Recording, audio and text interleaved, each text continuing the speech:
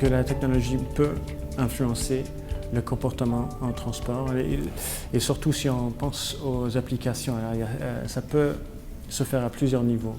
Avoir une application comme pour la STM par exemple, pour facilement connaître quel bus qu'on pourrait prendre, à quelle heure, ça facilite, ça réduit les coûts, entre guillemets, à utiliser le transport en commun. Et donc, toute une application qui fait ça, qui réduit les coûts, entre guillemets, d'utiliser les transports en commun, va augmenter l'achalandage ou augmenter la probabilité qu'une personne empruntera les transports en commun.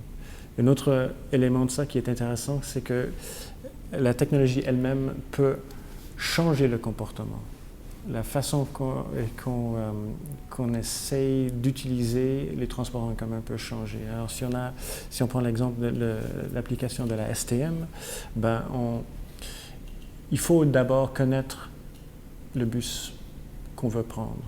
Et donc, on sait où on se trouve, on a une idée de quel bus on va prendre, et puis on cherche le bus, et puis ça nous donne l'horaire, et quand le bus va passer prochainement.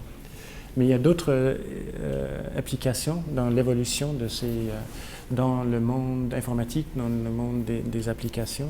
Il y avait d'abord Google Transit, et puis il y a aussi, il y a toutes sortes, mais ici à Montréal, il y a un autre qui s'appelle The Transit App. Les endroits avec des réussites en termes de certains types ou certains modes de transport, ce qu'on appelle doux, soit de mode actif, vélo, à pied ou en transport en commun. Et souvent en Scandinave, ils ont des très très bons systèmes. Non seulement en Scandinave, aussi dans les Pays-Bas et en Allemagne, pour le vélo, les bonnes infrastructures pour le vélo qui sont sécures et il y a beaucoup de gens qui les utilisent.